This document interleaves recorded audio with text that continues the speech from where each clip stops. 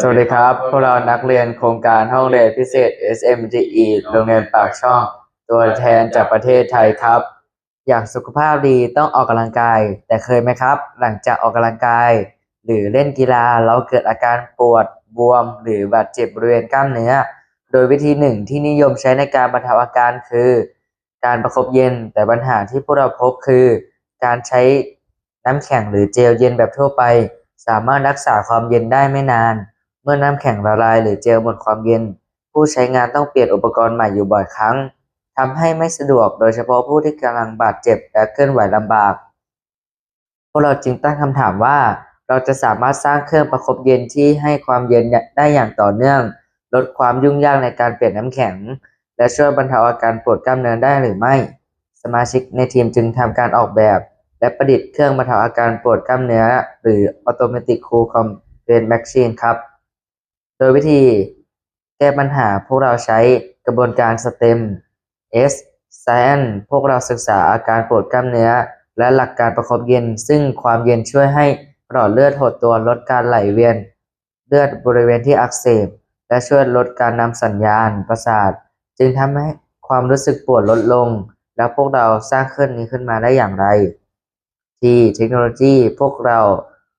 นำระบบควบคุมอุณหภูมิแบบดิจิทัลเซนเซอร์ตรวจวัดอุณหภูมิและปั๊มน้ำมาใช้ควบคุมและส่งน้ำเย็นเข้าสู่แผ่นประคบอย่างต่อเนื่องโดยค่าจากเซนเซอร์จะถูกส่งไปยังชุดควบคุมอุณหภูมิในส่วนของ E-Engineering หรือวิศวกรรมศาสตร์พวกเราเริ่มจากการออกแบบต้นแบบดัดแปลงเครื่องทำน้ำเย็นติดตั้งปั๊มน้ำและสายซิลิโคนเพื่อส่งน้ำเย็นไปยังแผ่นประคบและนำน้ำกลับเข้าสู่เครื่องเพื่อทำความเย็นใหม่เกิดเป็นระบบน้ำเย็นหมุนเวียนอย่างต่อเนื่องจากนั้นติดตั้งกล่องควบคุมอุณหภูมิและสวิตช์ควบคุมการทำงานของเครื่อง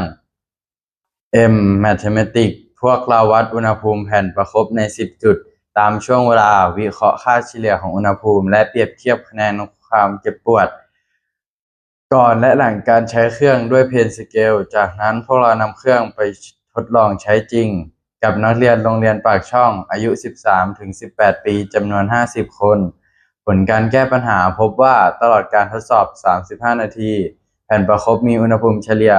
8.2 องศาเซลเซียสและเมื่อครบ35นาทีอุณหภูมิเฉลี่ยลดลงเหลือ 10.75 องศาเซลเซียส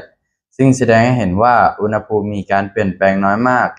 หากเทียบกับการประคบเย็นปกติ